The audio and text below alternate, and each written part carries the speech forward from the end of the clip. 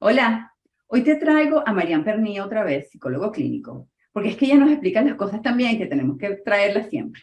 Y vamos a hablar de cómo manejar las emociones con un diagnóstico de diabetes nuevo. Es decir, te acaban de diagnosticar de diabetes y no sabes cómo manejarlo, o estás abrumado, te estás ahogando y no sabes qué hacer. Cuando tienes un diagnóstico nuevo de diabetes con un niño, y también cómo siendo miembro de una familia o amigo de alguien que está diagnosticado con diabetes, ¿qué tienes que hacer? ¿Cómo lo puedes ayudar? ¿Cuál es la intención? ¿Cómo manejar toda esta situación que es complicada? Y los ejemplos que ponía Marian, son maravillosos. Créeme que esta entrevista te va a ayudar muchísimo a agarrarle como que las riendas a la diabetes, seas tú la persona que está padeciendo de diabetes o sean tus familiares o tus amigos eh, los que quieren apoyarte, porque información es poder. Y eso Marian se encargó de darnos en este video. Aquí te dejo la entrevista. Marian Pernía, bienvenida nuevamente a Controlando tu propia salud. ¿Cómo estás? Bien, muy bien. Muchas gracias, Marilena, por esta invitación. Encantada de nuevo de estar acá contigo compartiendo información de interés para la comunidad. Gracias por eso. El tema de hoy no es nada fácil, sobre todo, como decía en la intro de esta serie, como la diabetes no duele y no te manifiesta nada al principio, o sea, tú no sientes cosas, no es que te da fiebre, ni que te duele algo, ni que te da un infarto, que tú dices, ay, me está pasando algo, tengo que resolver. A la gente no le preocupa. Y entonces pasa el tiempo y la enfermedad los va afectando. Y entonces cuando ya comienzas a notar los estragos o cómo te lastima la enfermedad, ya puede ser un poco tarde. Entonces quisiera que nos ayudaras a manejar esto desde todos los puntos de vista, porque la verdad no es fácil. Entonces empecemos por el principio. Este, ¿Cómo puede una persona como tú, un psicólogo clínico, ayudar a una persona con diabetes? Pero es importante, en primer lugar, reconocer que como cualquier enfermedad crónica, pues tiene un impacto, ¿no? Y hay que trabajar con esa reacción, que hay una reacción emocional que es normal porque todos queremos estar saludables, todos queremos estar de una manera u otra con nuestro organismo en condiciones óptimas y al momento de recibir el diagnóstico puede haber en ese momento una reacción de negación y puede haber un duelo. Entonces yo me enfocaría en primer lugar en hablar de ese duelo, ¿no? Que al momento del diagnóstico tiene que darse un cambio en el estilo de vida, hay que renunciar a ciertos hábitos, hay que modificar y generalmente nosotros somos resistentes al cambio, ¿no? Entonces, lo importante o la labor de un psicólogo es darse cuenta en qué etapa está el paciente, ¿no? Porque dependiendo si es un diagnóstico que le tomó de sorpresa, pudiese ser que la persona tenga rabia, que esté ansiosa, que esté con incertidumbre, que realmente tenga mucho miedo. Entonces, dependiendo de esas reacciones, los psicólogos trabajamos con lo que le está pasando al paciente, con lo que está sintiendo, con lo que está pensando. Y realmente es muy, muy importante el trabajo en equipo, el trabajo multidisciplinario, porque cada caso es distinto, ¿no? Y cada persona asume su problema de una manera que tiene que ver también con sus rasgos de personalidad. Entonces, los psicólogos nos enfocamos en dar una atención muy personalizada, dependiendo de cómo esta patología está afectando la vida de esta persona, sería la forma de ofrecerle el apoyo, ¿no? Y yo diría que es un apoyo imprescindible, porque realmente la parte psicológica en muchos momentos es dejada de lado y se dan las indicaciones nutricionales, el tratamiento que necesita a nivel farmacológico, pero en ocasiones el personal médico no piensa, bueno, ¿cómo se estará sintiendo este paciente? Y una de las cosas importantes que valoro mucho tu invitación y el que incluyas la parte psicológica en esta temática es que dependiendo de cómo esté esa persona a nivel emocional, va a tener una adherencia al tratamiento o no.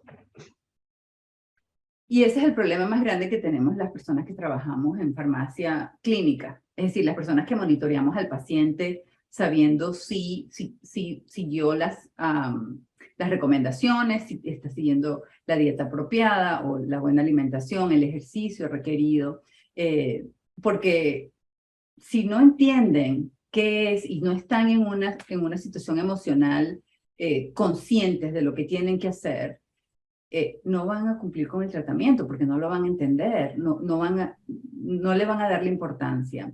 Y ese es el problema más grande que tenemos. A veces me llega un paciente a la consulta que tiene 3 meses que no se toman los medicamentos para la diabetes. Y entonces, no, pero es que yo no siento nada, ¿para qué me lo voy a tomar? O cuando me enferme me lo comienzo a tomar. Y ya va, pero es que no termino de entender que usted está enfermo. Lo que pasa es que no siente nada. Y el otro problema es la familia. Y la familia y el entorno, no solamente la esposa, el esposo, los hijos, la mamá, sino los amigos, porque tú le dices, no, bueno, yo no debería comer esto o aquello porque me diagnosticaron con diabetes. Y dices, pero por un poquito, pues que te va a hacer daño un poquito. Y la gente lo hace con cariño, pero en realidad le están haciendo un daño tremendo a la persona que ya está pasando por una situación complicada y ya le cuesta. Y entonces esta persona, no chico, pero te vas a convertir en conejo ahora comiendo puras ramas. Eso no ayuda. Entonces, ¿cómo puede un psicólogo como tú no solamente ayudar a la persona que está pasando por el diagnóstico de diabetes, sino a la familia y el entorno a entender la situación y a manejarla de manera que realmente ayuden al paciente? Es muy importante, ¿no? Porque gran parte del éxito en el tratamiento es justamente ese abordaje del entorno, ¿no? Hablemos en primer lugar de la familia, ¿no? Dependiendo sí, de las características de personalidad del paciente, la familia puede tomar ciertos comportamientos que no son apropiados, ¿no? Entonces, los quiero señalar brevemente para luego hablar de lo que la familia sí debe hacer. Si la familia tiende a ser sobreprotectora, si la familia tiende a cuidar en exceso al paciente y a estar haciendo seguimiento de todo, el mensaje es como que, oye, tú no eres capaz solito, ¿no? Voy a ayudarte y yo te controlo y yo te monitoreo Y resulta que en ese caso el paciente no se hace cargo de manera responsable de los cambios que tienen que hacer, ¿no? Entonces, en ese sentido, yéndonos a lo que sí debería hacer, la idea es que haya un apoyo, que haya información, que la familia también se preocupe por entender de qué se trata, por entender también cómo tienen que ser los cambios en cuanto a alimentación, en cuanto a actividad física, qué cosa resulta perjudicial y apoye, ¿no? Y apoye estando informados para que de una manera responsable también la familia diga, bueno, vamos a preparar la comida, vamos a cambiar nuestros hábitos también para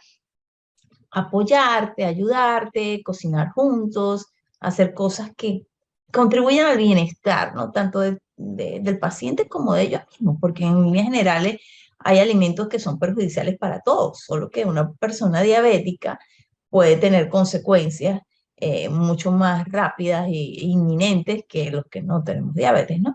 Entonces, esa parte resulta sumamente importante. Y opuesto a la sobreprotección sería la negación, ¿no? Cuando, bueno, no pasa nada, si mira, o sea, puedes llevar una vida normal y es eso que tú estabas comentando, ¿no? Entonces, cuando se toma muy a la ligera, pues el paciente tampoco se siente entendido, no se siente apoyado, de cierta manera puede empezar a tener ciertas conductas que no están muy bien en relación sobre todo al consumo de algunos alimentos que no debería consumir, por ejemplo, ¿no? Y ahí hay un detalle, ¿no? Que quiero detenerme. En relación a la alimentación, hay una asociación importante a veces entre algunos alimentos y el estrés o la ansiedad. Entonces, si es un paciente que tiende a consumir dulce y ciertos tipos de alimentos para bajar los niveles de ansiedad o porque está deprimido, se come un chocolate, hay que buscar cómo sustituir porque para esos pacientes va a ser más difícil el llevar un sistema de alimentación con ciertas restricciones, ¿no? Si la familia está informada y es sensible a esto, se puede involucrar también y en vez de tentar al paciente a que pruebe un poquitito nada más, pues se puede eliminar algo por completo. Y también es como que ser ellos solidarios y contribuir y no estar más bien saboteando, ¿no? Entonces, claro, estoy mostrando posiciones extremas, porque pasa en algunos casos, ¿no? Que, bueno, no pasa nada, si, y bueno, y sobre todo que como la enfermedad es silenciosa, lo que tú estabas comentando, entonces, al no tener una consecuencia inmediata, por eso muchas veces la familia no le da la importancia que tiene, ¿no? Y claro, volviendo al contexto familiar, yo creo que es también clave que aparte de la información, no se coloque como una etiqueta al paciente, ¿no?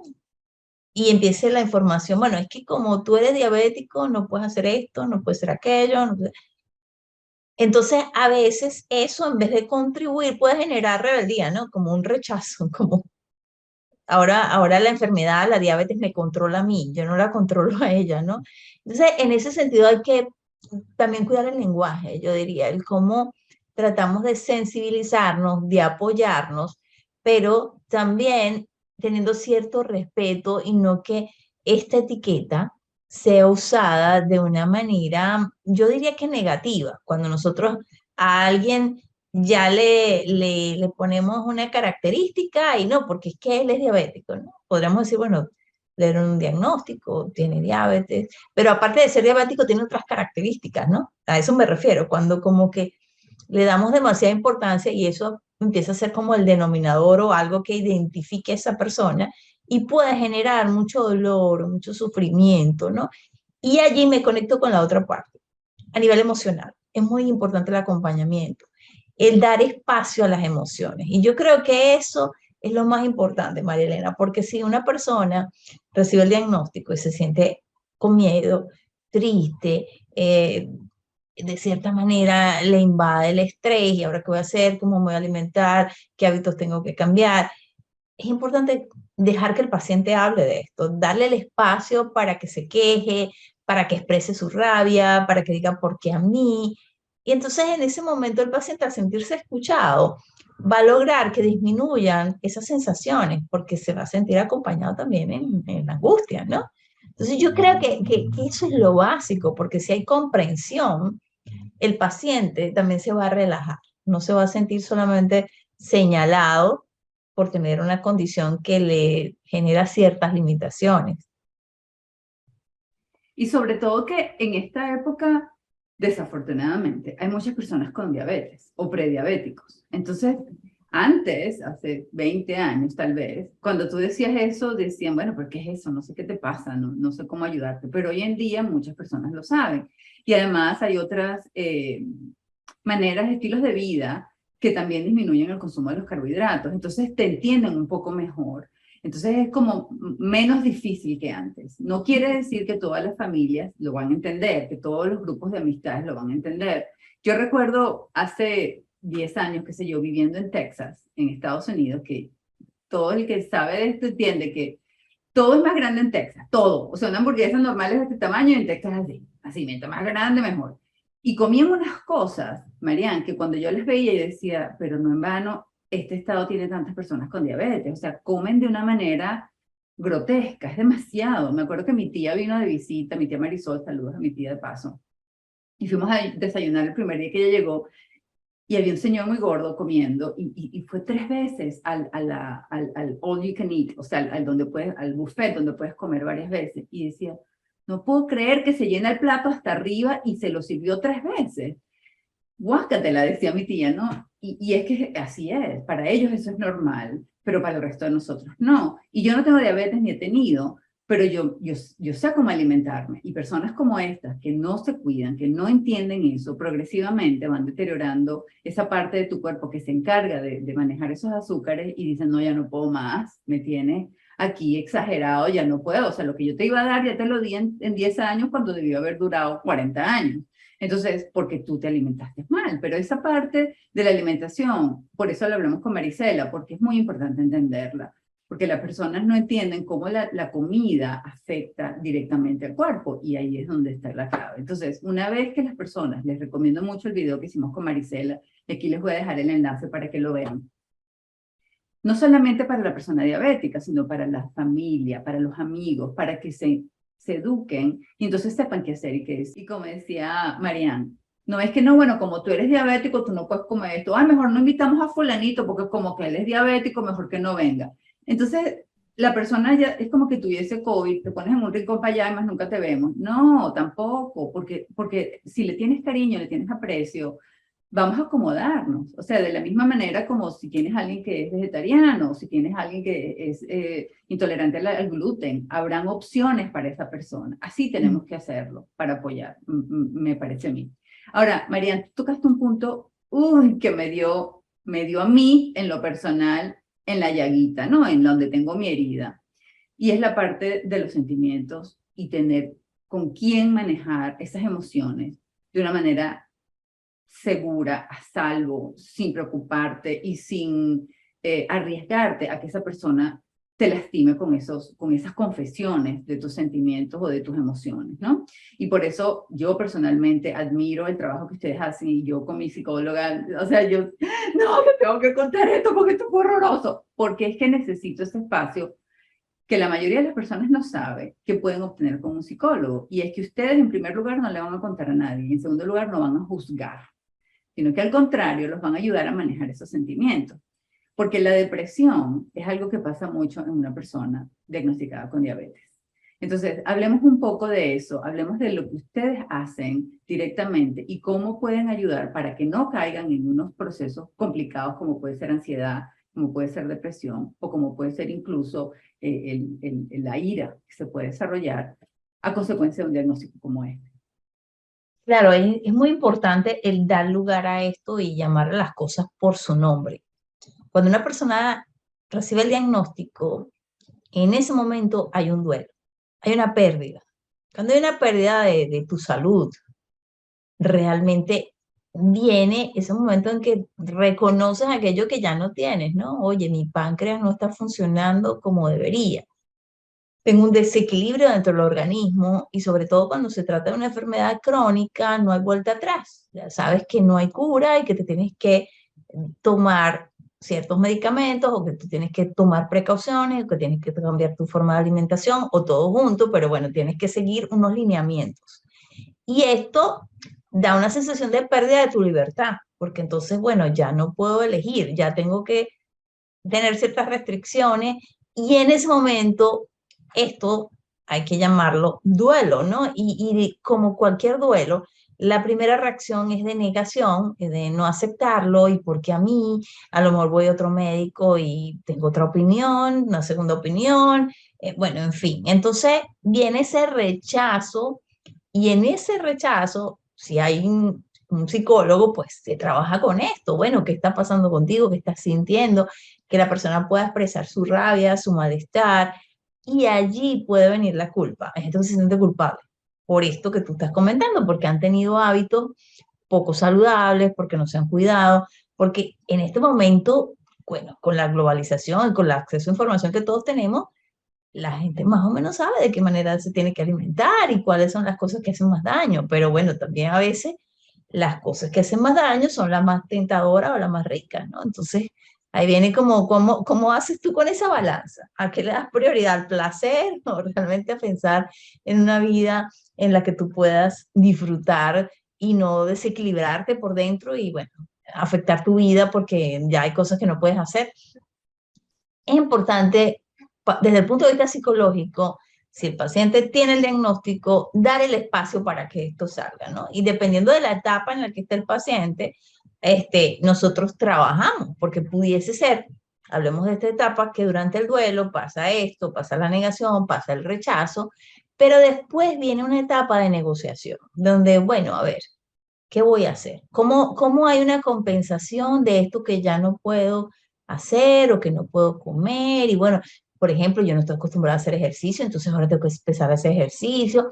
Ahí viene la negociación. Cuando tú empiezas a considerar esos cambios y empiezas a adaptarte, ¿no? Y a ver cómo le haces, cómo también te informas apropiadamente para hacer las cosas que tienes que hacer de la mejor manera si te quieres cuidar y cuando tú ya aceptas y dices, bueno, ahora mi vida tiene que ser distinta, voy a estar pendiente, me voy a cuidar, pudiese venir entonces la depresión, porque también empiezas a pensar en los miedos. Bueno, ¿qué pasa si yo no me cuido? ¿Cuáles son las consecuencias que tú ya has hecho programas en relación a esto, ¿no? Cuando la gente no se cuida, qué es lo que acontece. Y todo esto forma parte de lo que podríamos llamar un abordaje psicoeducativo, donde vemos qué información tiene el paciente, trabajamos con eso que él ya sabe, pudiese ser que venga con algunas cosas en su cabecita distorsionadas y cada paciente es distinto. Entonces, pudiese ser que hablando con otros pacientes con la misma condición reciba otra información y piensa, bueno, esto me va a pasar a mí también, o cómo es esto. Entonces, generalmente los psicólogos también tratamos de que la información y de las cosas que pasan por la mente podamos contrastarla con la realidad.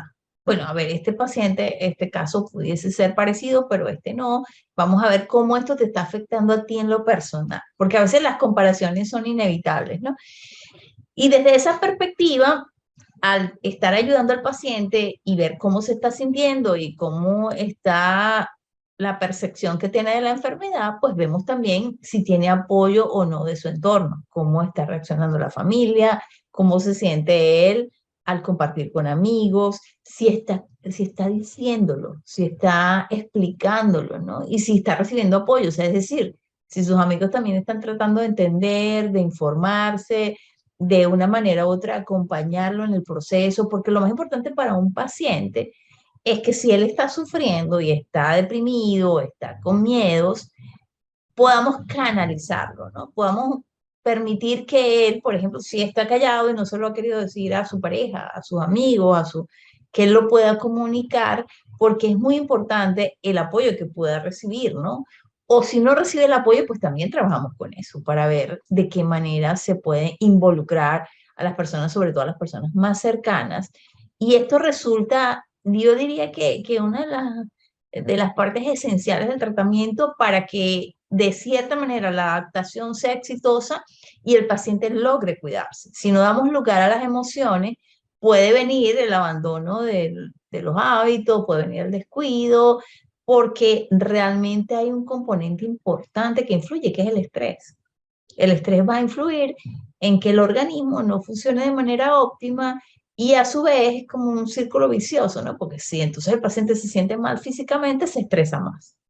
Y en ese momento nosotros los psicólogos tenemos que trabajar con técnicas que ayuden a bajar los niveles de ansiedad y que le permitan al paciente relajarse, meditar, empezar a practicar cosas que de repente forman parte del bienestar, si puede hacer yoga, si puede conectarse con la naturaleza, son muchas cosas, ¿no? Que se le pueden sugerir, pero depende del paciente, depende del paciente. Tanto es así que el estrés afecta al cuerpo de manera física, que cuando tú estás estresado, tus niveles de cortisol incrementan, suben. Y cuando tú tienes un nivel de cortisol alto, el nivel de insulina decrece. O sea, son opuestos. Mientras más estrés tengas, menos produces insulina.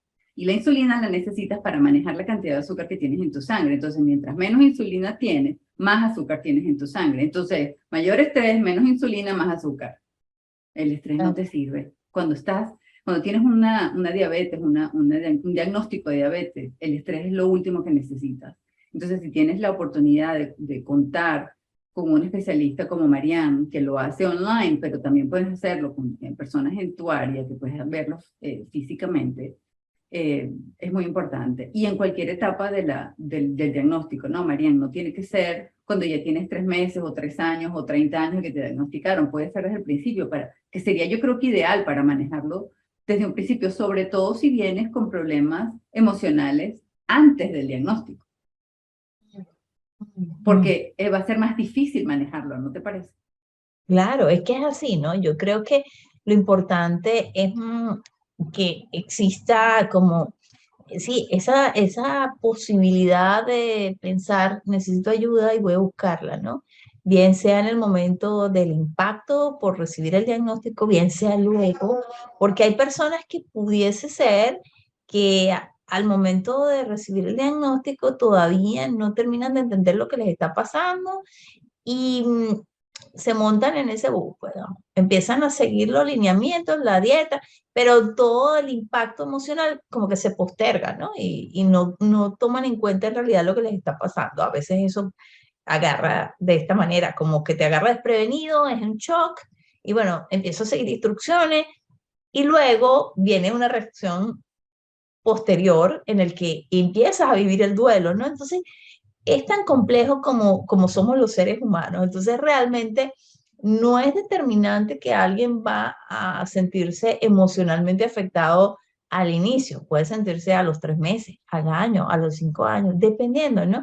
Y también, claro, influye en esto, en qué etapa de la vida recibes el diagnóstico. No es lo mismo una persona que está en la adolescencia, una persona que está en la etapa ya que ha tenido hijos y que ya de una manera u otra está más centrada en sí misma. Entonces yo creo que depende de cada historia personal, también va a ser la forma en que una persona va a reaccionar, lo va a asumir y va a ser capaz de pedir ayuda, porque el problema es que muchas personas sienten que lo pueden todo y no están conscientes de sus debilidades, podemos decirlo, de sus momentos en los que, oye, mejor esto lo hablo con expertos, lo hablo con especialistas, mejor busco, porque mira cómo me estoy sintiendo y no estoy logrando equilibrarme, ¿no? Entonces yo creo que lo importante es eso, pedir auxilio en el momento que se necesita y pudiese ser que si no estás tan consciente si necesitas ayuda o no, igual consultes con alguien que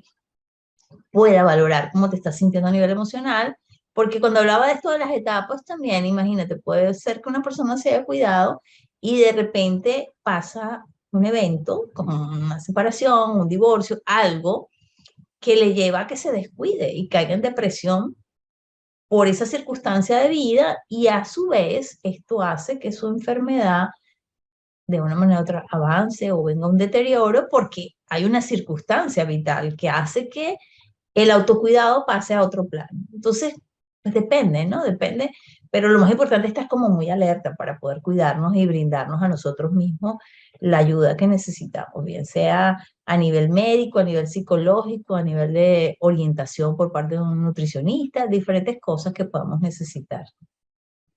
Totalmente. Yo recuerdo hace un par de semanas, lo conversábamos antes de empezar la entrevista, conversaba con William Echeverría, un periodista venezolano extremadamente reconocido a quien le mando mis saludos, y decidimos llamar a ese episodio las mujeres creemos que somos la Mujer Maravilla. Y no es así, no somos, no podemos con todo, no puedes con la casa, el trabajo, los niños, tu familia, la familia de él, la familia de ellos, los vecinos, el colegio. Es demasiado, no puedes con todo. Y la mayoría de las veces lo que pasa es que tú te dejas al final, o sea, tú te cuidas de último, es decir, no te cuidas. Entonces terminas con problemas peores y a la final terminas recargándole a tu familia el cuidado de tu salud porque tú nunca te cuidaste, porque estabas ocupada cuidándolos a ellos, en el caso de las mujeres.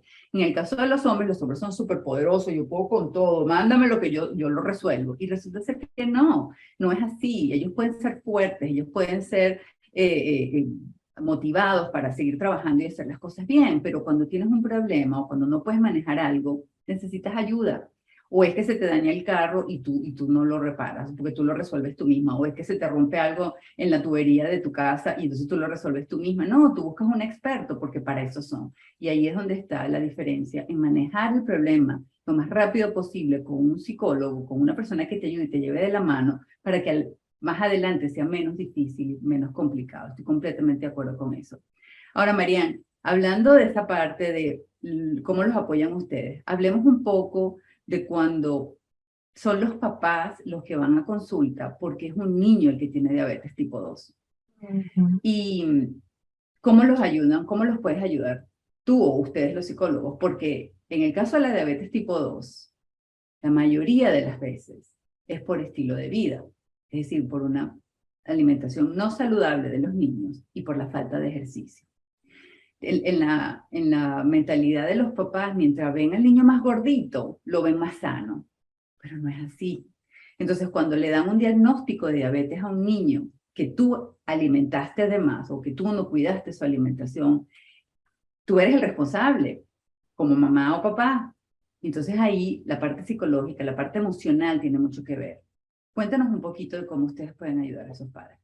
Es es súper importante, bueno, que incluyas esta parte, ¿no? Porque los niños dependen de los adultos, dependen de sus padres, y en este caso hay que trabajar con la reacción emocional de los padres inicialmente. Dependiendo de la edad, puede que el niño no entienda mucho qué está pasando, y los padres pueden reaccionar con rabia, pueden sentirse también en ese momento en una etapa de negación, les puede venir la culpa.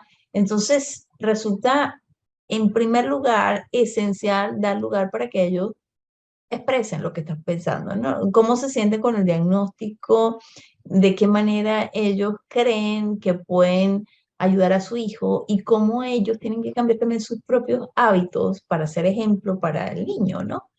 Porque de cierta forma la consecuencia va a ser grave y ellos, para poder de cierta manera influir en que su hijo cambie de hábito, tienen que hacerlo primero ellos. Y trabajar con el sistema familiar implica ver muchas cosas, ¿no? Y sobre todo, volviendo a ese tema de que en ocasiones la comida es una válvula de escape, ¿no? En momentos de angustia, de estrés.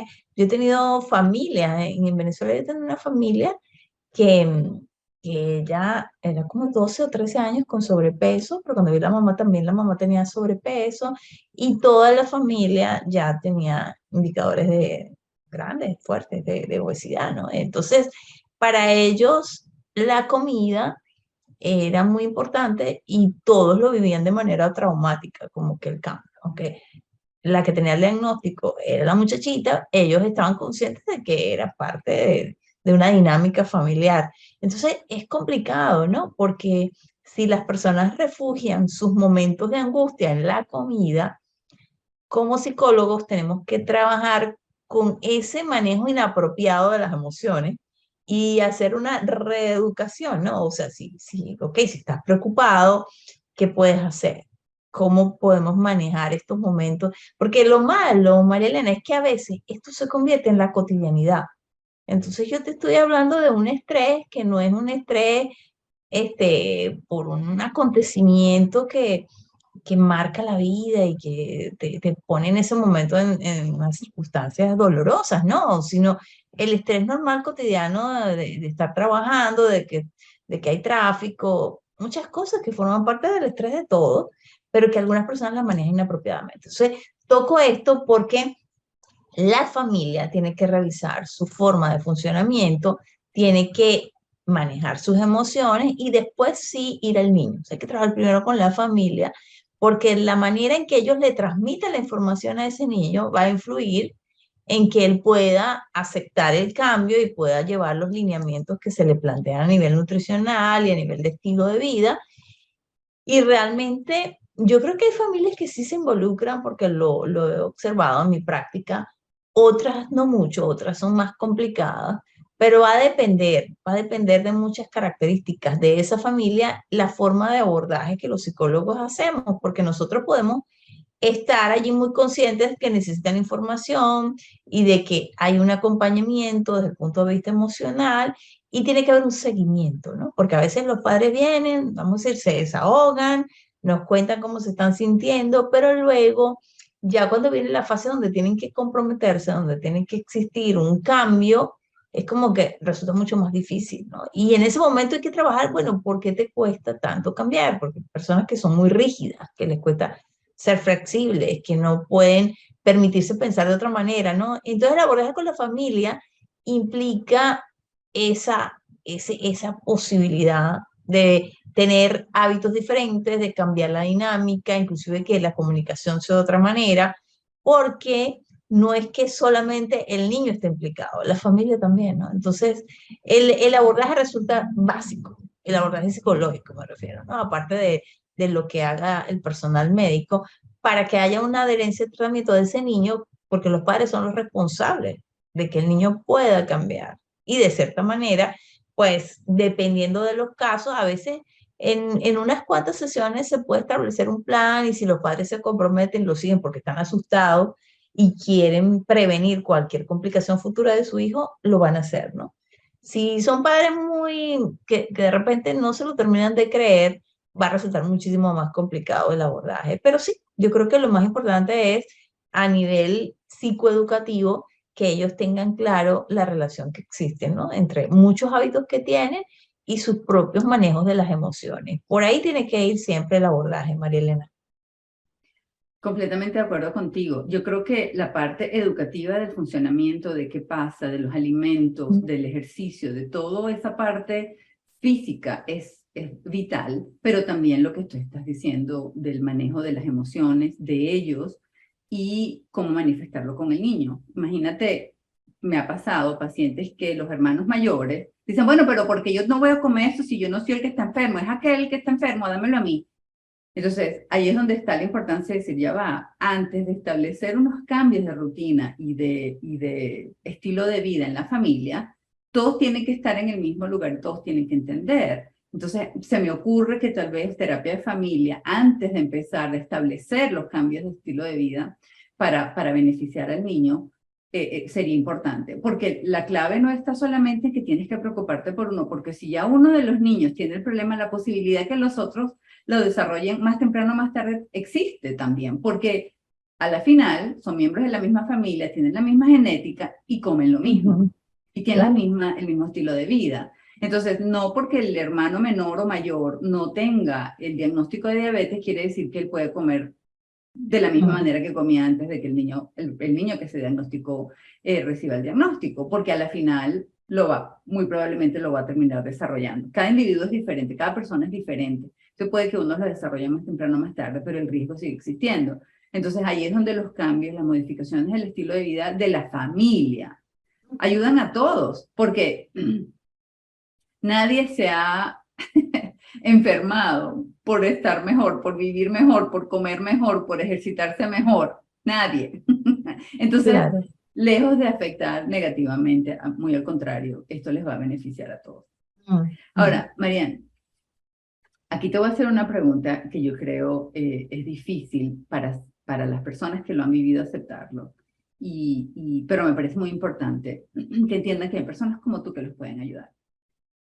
¿Qué pasa con una persona que fue diagnosticada con diabetes hace 10, 15, 20 años y nunca se cuidó? Y ahora comienza a ver los problemas en la vista, en los riñones, en el corazón, en el sistema circulatorio y quieren comenzar, pero se sienten ofuscados con ¿por qué no empecé antes? Esto es culpa mía y ahora ¿qué debo hacer? Mejor no empiezo nunca, igual me voy a morir, ¿para qué voy a empezar ahorita? Pero quiero intentar, pero no sé por dónde empezar. ¿Cómo podrían ustedes, psicólogos, ayudar a este tipo de personas? Es importante, ¿no? Es importante que incluyas como este tipo de pacientes que yo creo que se quedó en la negación y en el rechazo y, ¿sabes? Continuó su vida. Y bueno, generalmente la gente piensa, bueno, a otros les pasó, pero a mí no me va a pasar. Yo voy a estar bien y se quedó allí, ¿no? Entonces, cuando empieza a sentir síntomas que tienen que ver con las consecuencias de no haber implementado los cambios necesarios en su dieta, en su forma y estilo de vida, viene un poco, bueno, el arrepentimiento o la culpa, dependiendo, ¿no? Porque hay gente que tiene consecuencias fatales, como cuando a alguien le tienen que amputar y esto es fuerte, ¿no? Y yo he visto pacientes y realmente cuando hay este tipo de intervenciones es terrible, se tiene que eliminarse una parte del cuerpo, ¿no? Pero tomándolo como a nivel general, yo creo que lo importante es que nunca es tarde, ¿no? Y que esa frase de que igual de algo me voy a morir, que lo dice mucha gente, pasa a otro plano y dice, oye, ya va, pero yo me quiero cuidar, no me quiero morir todavía, ¿no? Entonces, lo más importante es trabajar quizás con la culpa, con los sentimientos que hayan en relación a esa etapa de rechazo, de negación o de rabia que permaneció allí y que quizás era más fácil evadir y no pensar en tengo diabetes, sino continuar la vida. Es decir, bueno, vamos a ver, vamos a chequear un poco qué te llevó a permanecer en negación, qué fue lo que pasó contigo en el pasado, porque no hay que ignorar ese pasado, pero bueno, vamos a enfocarnos en qué puedes hacer ahora, en qué puedes lograr, en cómo hacer los cambios que necesitas hacer. Siempre un cambio de hábitos requiere disciplina y requiere voluntad. Y en eso los psicólogos trabajamos porque realmente a veces es mucho más fácil repetir lo mismo de siempre, ¿no? E implementar algo nuevo, de por sí la mente a veces lo rechaza, dependiendo, pero no, es más fácil seguir haciendo lo mismo, ¿no? Entonces, en ese momento hay un reto que el paciente se plantea y si él quiere cambiar y si él quiere estar saludable y de una manera u otra busca ayuda, los psicólogos trabajamos en función de la culpa, de los sentimientos que hayan presente y que de cierta manera quizás nunca se les dio espacio para ser expresados. Y al momento en que el paciente se desahogue completamente y diga lo que tenga que decir en relación a cómo se siente, es mucho más fácil que pueda adherirse a una nueva forma de alimentación, que pueda adquirir hábitos diferentes, porque hay una cosa que no he mencionado y es la motivación, ¿no? ¿Qué es lo que te motiva a querer hacerlo en este momento? Y nos agarramos de ese elemento motivacional para potenciar un poco la habilidad para el cambio. Ok, vale la pena porque tienes esto, tienes aquello, tienes una persona que te quiere, tienes unos hijos que dependen de ti, que te admiran. Entonces, trabajamos en función de destacar lo positivo, de ayudar a ese paciente a conectarse con el deseo de vivir y de disfrutar de la vida y con que cuidarse vale la pena, ¿no? Porque realmente vas a tener calidad de vida y realmente es algo que vas a sentir la recompensa, vas a sentir el bienestar, los síntomas van a disminuir dependiendo de qué parte del cuerpo esté afectado, pero justamente nosotros empezamos a valorar mucho más la salud cuando empezamos a perderla, ¿no? O sea, tristemente, es como que, wow, no, ahora me tengo que cuidar. Entonces, bueno, nunca es tarde para nosotros modificar las cosas y protegernos y alimentarnos como debería ser y empezar a hacer ejercicio físico.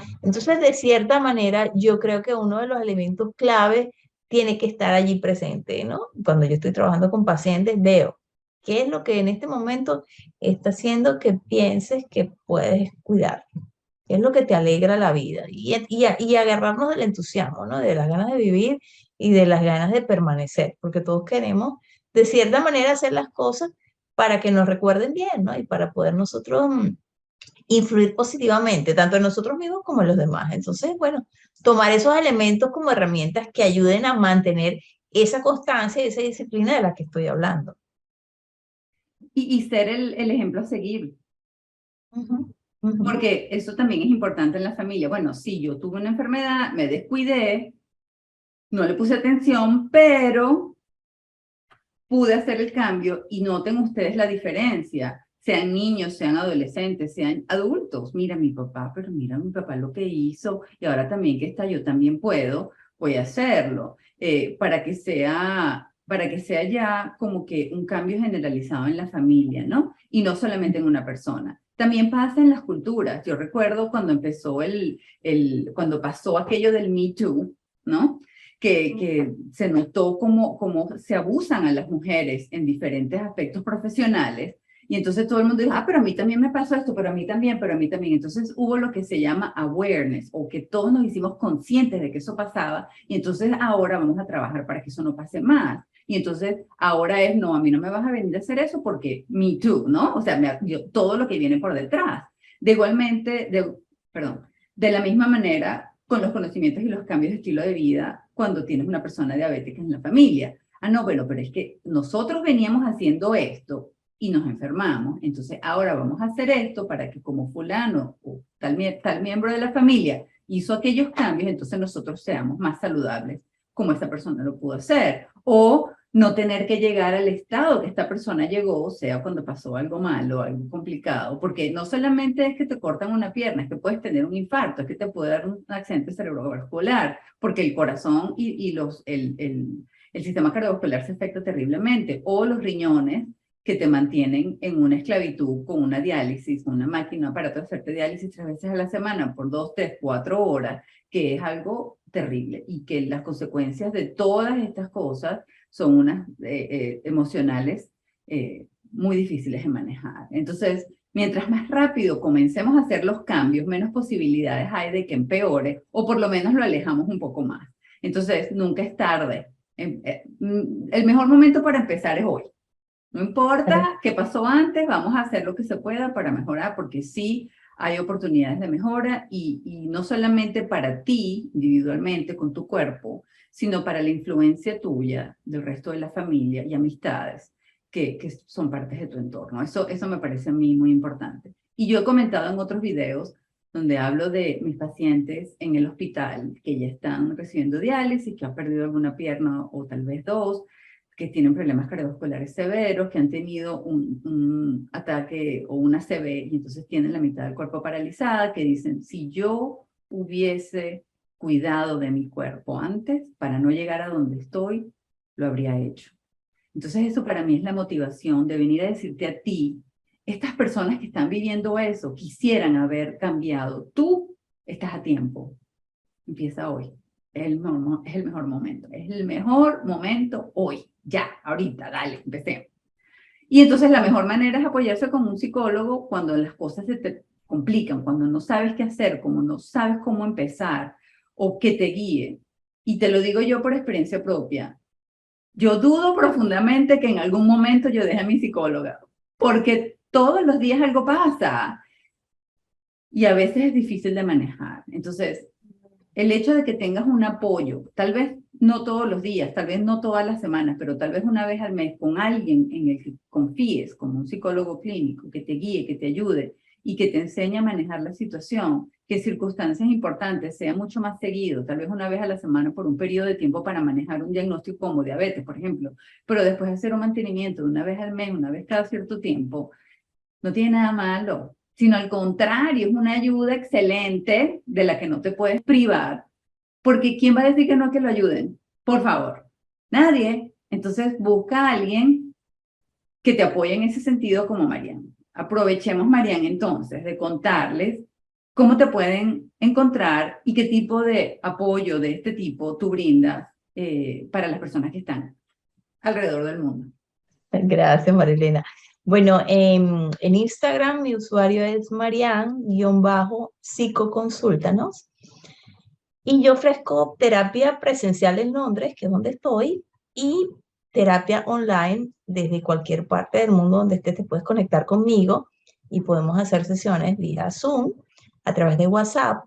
Me puedes mandar un mensaje directo por Instagram y te puedo comentar diferentes formas de trabajar. Pero más allá de esto, lo importante es que te des la oportunidad de hablar con un experto, de hablar con un especialista, y en ese sentido, los psicólogos trabajamos con diversas patologías y diabetes es una de ellas, ¿no? Yo en Venezuela estuve trabajando en el Hospital Pérez Carreño y esa área de la psicología, que es la psicología de la salud, nosotros trabajamos de diversas maneras, como cuando una persona se siente impactada por un diagnóstico, cuando hay una intervención quirúrgica. Entonces, la invitación es que en cualquier momento, en cualquier etapa de tu vida en la que tú sientas que necesitas apoyo, lo busques.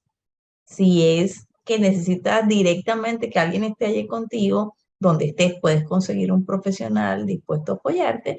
Y en este momento, gracias a la pandemia, los psicólogos nos pusimos a trabajar online y la verdad, yo en mi experiencia personal puedo decir que los resultados son los mismos. Y es maravilloso poder contar con esta herramienta porque además, desde la comodidad de tu casa, en el carro, donde estés, puedes tener tu sesión. Puedes tener tu sesión y conectarte y sentirte tranquilo y relajado. Yo tengo pacientes que no tienen privacidad en su casa, entonces se van al auto, se conectan en el carro y ahí tenemos la sesión y está en un ambiente totalmente protegido donde nadie está escuchando lo que dicen, ¿no? Entonces mi invitación es a que uses esa herramienta a tu disposición. Yo estoy a la orden para quien quiera y totalmente dispuesta a ayudar a la gente que lo necesite. Bueno, y además ya sabes que Mariana sabe de esto, ¿no? O sea, no es solamente que psicólogo clínico sabe, sino que ya escuchaste las recomendaciones y la ayuda que nos dio. Entonces, Marian, muchas gracias por haber estado aquí en Controlando tu propia salud otra vez para hablar de temas de salud y cómo la psicología médica es tan importante, ¿no? Los enlaces del Instagram de Marian están no solamente en la pantalla, si estás en YouTube viendo esto por YouTube, sino también en los comentarios, tanto de YouTube como del podcast, si es que lo estás viendo allí. Además de la página web en controlandotupropiasalud.com, donde hay una página específicamente para este episodio. Marian, 1.000.000 de gracias por haber estado con nosotros. No tienes idea cómo te agradezco la claridad y la franqueza de cómo hablas del tema, de cómo las personas pueden recibir esa ayuda, porque te apuesto que la mayoría no lo sabía y se sentían ahogados, pero no sabían cómo salir. Entonces, muchas gracias por eso y vas a tener que seguir aquí con nosotros porque ahora es cuando hay temas de salud. Yo encantada, encantada, encantada de trabajar contigo. Además que me encanta toda la información que siempre estás compartiendo y que la haces accesible para todo el mundo. Eso me parece maravilloso. Entonces, muchas gracias a ti por la invitación y a tu disposición para cuando quieras. Muchas gracias. Bueno, ya ustedes están de testigos que ella dijo que sí, así que no se pueden negar. Gracias pues, Marian, que tengan un buen día a todos. Adiós. Ok, adiós. Como te decía, Marian es maravillosa con toda la información que nos da, no solamente con la información tan concisa, sino también fácil de entenderle, con los ejemplos que nos ponía. Yo espero que esta información te haya sido útil y que si fue así me ayudes a compartirla, porque como tú sabes, manejar esto es muy difícil. Y hay muchas personas que están por allá en el mundo que yo no conozco, pero que tú sí, que necesitan saber de esto. Entonces, si tú me ayudas enviándoles este video o este podcast, ellos van a recibir una información que de otra manera no habrían conseguido. Entonces te agradecería mucho que me ayudaras con eso.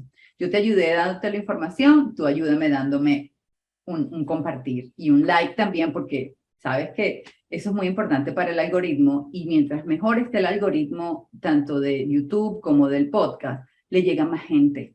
Y si le llega más gente, ayudamos a mucha más gente aquí en todo el planeta, que es la idea de lo que queremos hacer. Muchísimas gracias por tu atención y espero verte en los próximos videos de esta serie sobre diabetes. Cuídate mucho. Adiós.